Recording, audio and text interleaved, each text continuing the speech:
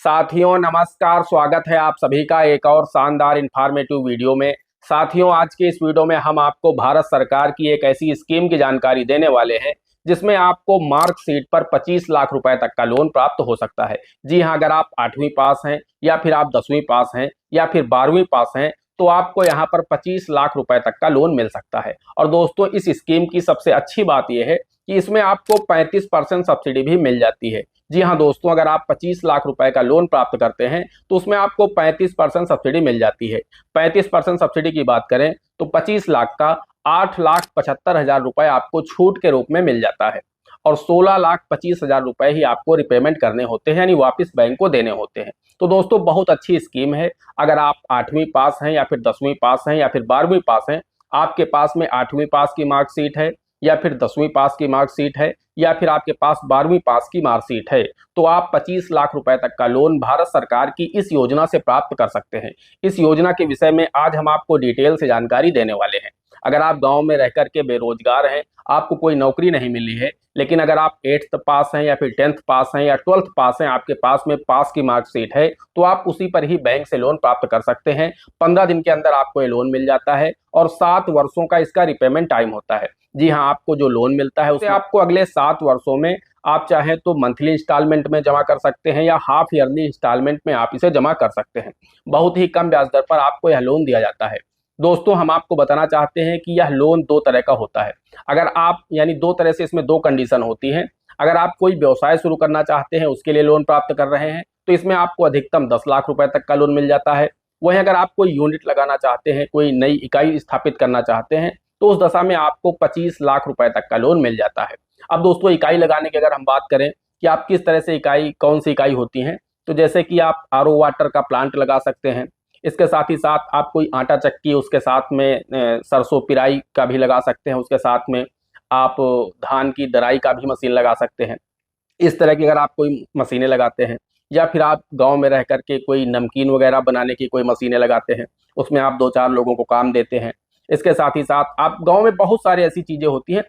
कहने का तात्पर्य यह है, अगर आप कोई ऐसा बिजनेस शुरू करते हैं, कोई ऐसी आप इकाई स्थापित करते हैं, कोई ऐसी यूनिट आप लगाते हैं जिससे आप कुछ नया बनाने का प्रयास कर रहे हैं, यानी आप कुछ बनाते हैं गांव में रह करके, वहां पर रह करके आप 2-4 लोगों को रोजगार भी दे रहे हैं, तो वहां पर उसके लिए आपको 25 लाख रुपए तक का लोन मिल जाएगा। अगर आप कोई व्यवसाय शुरू करना चाहते हैं तो उसके लिए आपको अधिकतम 10 लाख रुपए तक का लोन मिल जाएगा। अब अगर आप 10 लाख रुपए का भी लोन प्राप्त करते हैं किसी व्यवसाय के लिए, तो उसमें आपको 35% सब्सिडी मिल जाती है, यानी 3.5 लाख रुपए आपको छूट के रूप में पहले ही मिल जाते हैं। और इसमें कोई सब्सिडी का यह भी झंझट नहीं होता है कि आपको 1 साल बाद मिलेगी, 2 साल बाद मिलेगी या 5 साल बाद मिलेगी। ऐसा कुछ भी नहीं होता है। लोन सैंक्शन होने के दूसरे दिन ही आपको सब्सिडी दे दी जाती है। जो भी आपकी सब्सिडी होती है आपको दे दी जाती है, आपके बैंक को दे दी जाती है। आइए अब हम वीडियो में आगे बढ़ते हैं, आपको डिटेल से बताते हैं। अगर आप 8th पास हैं या फिर 10th पास हैं या 12th पास हैं, तो किस तरह से आप यह लोन प्राप्त कर सकते हैं, कहाँ आवेदन करना होता है, सब कुछ हम आपको डिटेल से बताने वाले हैं। बस आप लोगों से एक छोटी सी रिक्वेस्ट है, वीडियो पसंद आ जाए एक लाइक कर देना। चैनल पर नए हैं, पहली बार आए हैं, इसी तरह के वीडियो आगे भी देखना चाहते हैं, तो हमारे इस channel A to Z banking information को सब्सक्राइब करके साथ में बेल आइकन को जरूर प्रेस कर लीजिएगा, ताकि जैसे हम इस तरह का कोई भी दूसरा वीडियो अपलोड करें तो उसका नोटिफिकेशन आपको सबसे पहले मिले। चलिए शुरू कर लेते हैं। दोस्तों, हमने आपको बताया कि इसकी जो सबसे पहली शर्त है वो यही होती है। हम सबसे पहले एलिजिबिलिटी क्राइटेरिया पर ही बात कर लेते हैं कि आखिर इसकी एलिजिबिलिटी क्राइटेरिया क्या होती है। अगर आप एलिजिबिलिटी क्राइटेरिया को पूरा करते हैं तो ही आप इस वीडियो में अंत तक बने रहें, अन्यथा आप इस वीडियो को छोड़ के जा सकते हैं, क्योंकि जो लोग एलिजिबल होंगे उन्हीं लोगों को लोन मिलेगा, उन्हीं लोगों के लिए यह स्कीम है। तो दोस्तों, इसमें बताया गया है कि मिनिमम आपके पास 8वीं पास की मार्कशीट होनी चाहिए। कम से कम आपकी जो योग्यता है 8वीं पास आप होने चाहिए। मैक्सिमम की कोई लिमिट नहीं है। आप 10th पास हैं, 12th पास हैं, ग्रेजुएट हैं, पोस्ट ग्रेजुएट हैं, इससे कोई लेना देना नहीं है। मिनिमम 8वीं पास होना आवश्यक है, उसकी मार्कशीट आपके पास होना चाहिए। आपकी उम्र यानी जो आवेदक है उसकी उम्र 18 वर्ष से कम नहीं होनी चाहिए।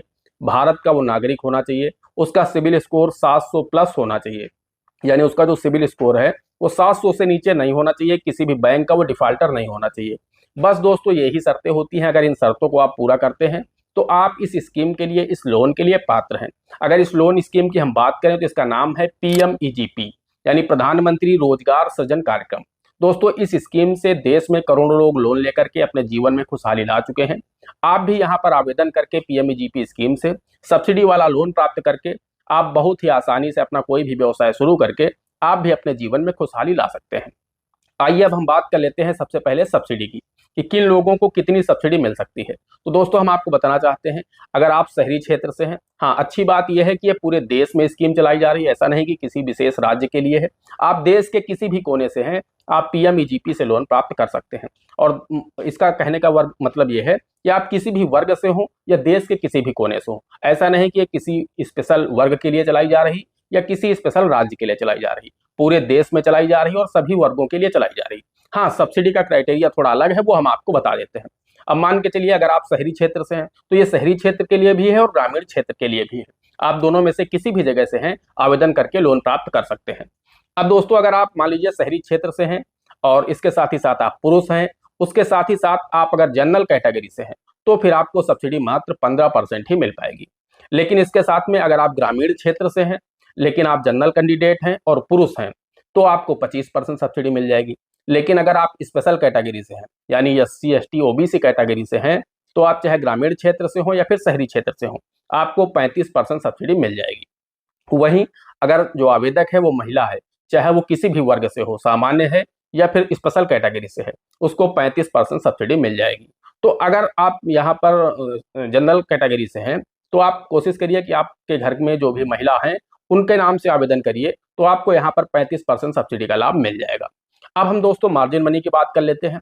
मार्जिन मनी आपको अगर जनरल कैटेगरी से है तो 10% अपने पास से लगाना होगा, स्पेशल कैटेगरी से है तो 5% आपको मार्जिन मनी लगानी होगी।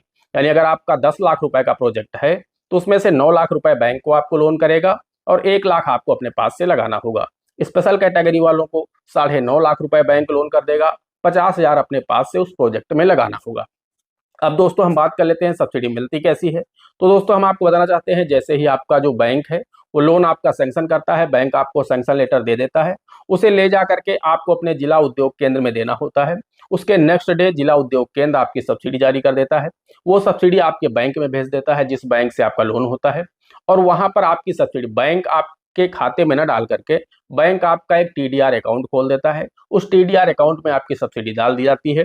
जैसे ही आप 3 साल इस खाते को चला लेते हैं सही से, तो आपकी जो सब्सिडी है वो TDR अकाउंट को क्लोज करके आपके इसी लोन अकाउंट में एडजस्ट कर दिया जाता है। वहीं अगर आपने इस लोन खाते को पूरा पे कर दिया है तो फिर वो पैसा आपके सेविंग अकाउंट में डाल दिया जाता है, यानी आपके बचत खाते में आपकी सब्सिडी ट्रांसफर कर दी जाती है।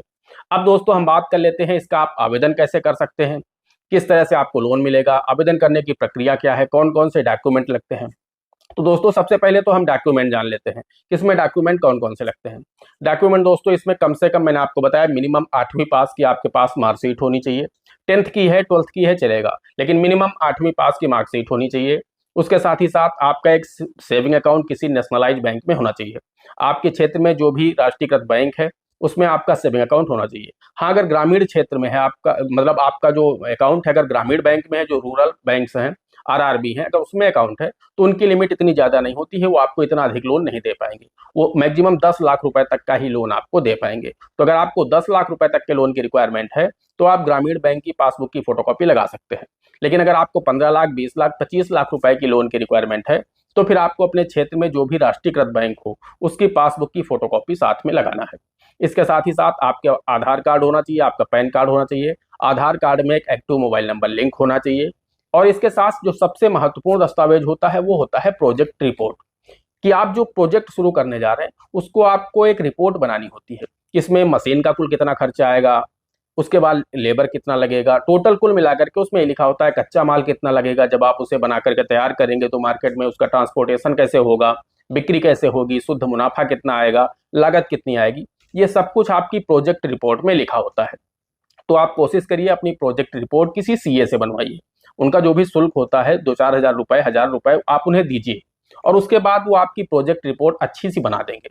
जब आपकी प्रोजेक्ट रिपोर्ट अच्छी होगी तो आपकी जो लोन की फाइल है वो रिजेक्ट नहीं होगी। अगर आप अपने हाथ से प्रोजेक्ट रिपोर्ट बनाएंगे तो हो सकता है आपकी लोन की जो फाइल है वो रिजेक्ट कर दे बैंक। तो इसलिए आप कोशिश करिए कि अपनी जो प्रोजेक्ट रिपोर्ट है किसी CA से ही बनवाइए। अब दोस्तों अगर आपके पास में सभी डॉक्यूमेंट हैं, आपने प्रोजेक्ट रिपोर्ट बनवा लिया, या अगर आपको कोई भी CA नहीं मिल रहा है तो आप जिला उद्योग केंद्र के पास जाइए, उनके जो अधिकारी हैं उनसे मिलिए। उनके टच में कई CA होते हैं, वो आपसे संपर्क करा देंगे, उनका नंबर दे देंगे, आप उनसे बात कर लीजिए और वो आपकी प्रोजेक्ट रिपोर्ट को बनवा देंगे। जो भी उनका शुल्क हो आप उन्हें दे दीजिए। अब दोस्तों बात आती है आवेदन आपको कैसे करना है। तो दोस्तों इसमें दोनों विकल्प हैं, आप चाहे तो ऑनलाइन भी आवेदन कर सकते हैं, आप चाहे ऑफलाइन आवेदन कर सकते हैं। ऑनलाइन आवेदन में आपको पीएमईजीपी गूगल पर लिख करके सर्च करना है। आपके सामने कुछ इस तरह का इंटरफेस ओपन हो जाएगा प्रधानमंत्री रोजगार सृजन कार्यक्रम का, यानी जो पीएमईजीपी की ऑफिशियल वेबसाइट आपके सामने ओपन हो जाएगी।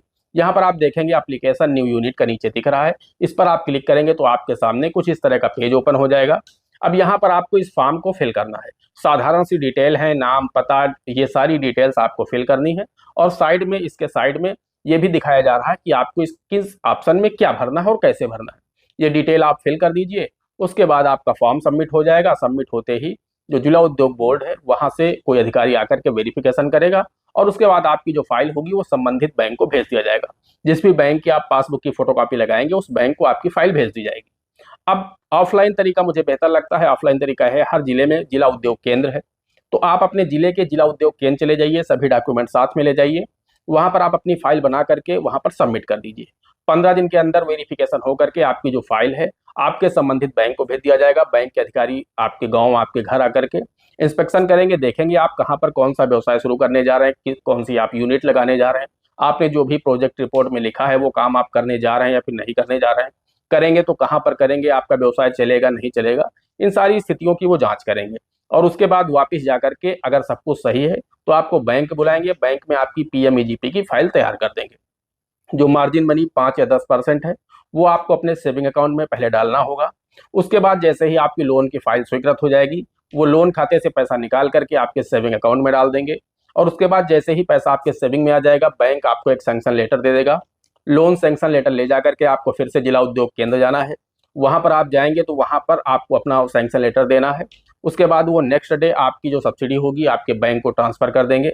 बैंक एक टीडीआर अकाउंट खोल करके आपकी सब्सिडी लॉक कर देगा अगले 3 सालों के लिए। जैसे ही आप इस लोन खाते को सही से 3 साल चला लेते हैं तो आपकी सब्सिडी आपके इसी लोन अकाउंट में एडजस्ट कर दी जाएगी। तो दोस्तों ये होता है पूरा तरीका। इस तरीके को अपना करके आप मार्कशीट पर 25 लाख रुपए तक का लोन प्राप्त कर सकते हैं। और ऐसा नहीं कि मैं सिर्फ आपको बता रहा हूं, लोगों को लोन नहीं मिलता है।